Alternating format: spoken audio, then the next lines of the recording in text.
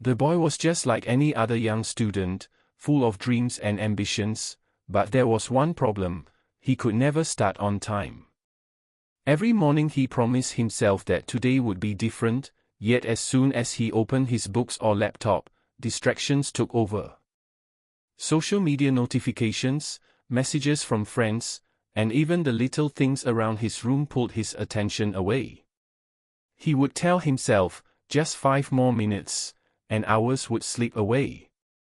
His mind was full of ideas, plans, and goals, but his actions never matched. At school and college, he noticed others moving ahead.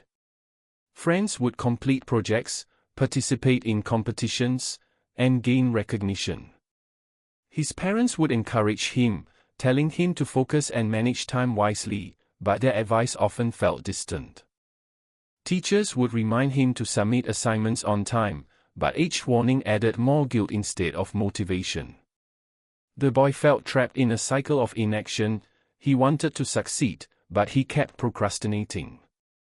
Every failed attempt made him more frustrated, lowering his confidence. He had dreams of becoming successful, imagining himself achieving great things, yet each night he went to bed with the same regret: the day had passed, and he had done nothing meaningful. He tried to plan his day, making long to-do lists, but even those lists became overwhelming. The fear of failure and the pressure of expectations made him anxious, and instead of taking action, he would avoid starting. His mind became a battlefield between desire and hesitation, and the longer he delayed, the heavier the burden of guilt grew. The boy also noticed small opportunities slipping through his fingers. A chance to join a school event, a club, or even a small project seemed like too much effort to begin. Watching others succeed, he felt a mix of admiration and envy. His friends would talk about their achievements casually, while he had nothing to share.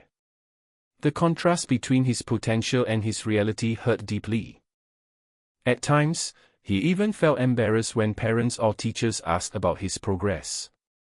This emotional weight was hard to carry, making him feel stuck and hopeless.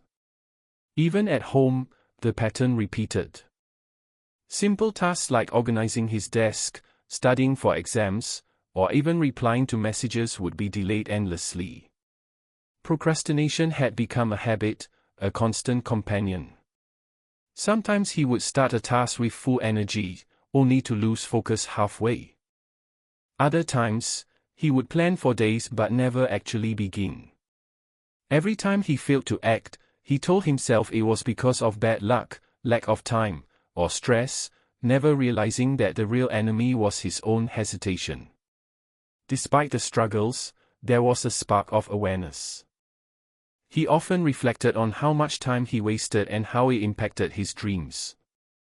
He felt moments of regret mixed with hope, realizing that if he changed, his life could be different. These thoughts created internal tension. Part of him was afraid to change, while another part yearned for success. It was this very conflict that formed the emotional core of his journey, capturing the audience's attention and making them empathize with his situation. By the end of this section, the boy's life is clearly at a crossroads. He is drowning in procrastination, feeling lost and guilty, yet there is a subtle hint of a turning point. Viewers can relate to his struggles, feel his frustration, and begin to wonder, will he find a way to overcome this habit, or will procrastination continue to define his life? The stage is set for the transformation to come, and the audience is emotionally invested in seeing his journey unfold. The turning point came one evening when the boy sat alone, reflecting on all the time he had wasted and the opportunities he had missed. For the first time, he felt a strong desire to take control, to stop blaming circumstances and start taking action. He realized that even small steps could make a difference, and that progress didn't require perfection, only consistency. This moment of clarity sparked a shift in his mindset. He understood that procrastination was not just a bad habit but a choice he could overcome. He began by setting small, achievable goals. Instead of trying to finish everything at once, he broke his tasks into simple steps. A chapter of a book, one paragraph of an assignment, or even 15 minutes of focused study became meaningful victories. He also created a daily routine, allocating specific time for work, breaks, and hobbies. Gradually, these small efforts built momentum. Each completed task gave him a sense of accomplishment, and the guilt that once weighed him down began to lift. Along the way, he faced setbacks. Some days, old habits crept back, and distractions tempted him. But this time, he didn't give up. He reminded himself of his goals, reflected on past failures, and adjusted his methods. Mentors and friends noticed the change, offering encouragement and support, which further strengthened his resolve. Over time, the boy realized that discipline was not about perfection but persistence, and that every small victory was a step closer to the life he imagined. Soon, his efforts began to show results. Assignments were submitted on time, projects were completed successfully, and he even started helping friends stay motivated. His confidence grew, and so did his belief in his potential.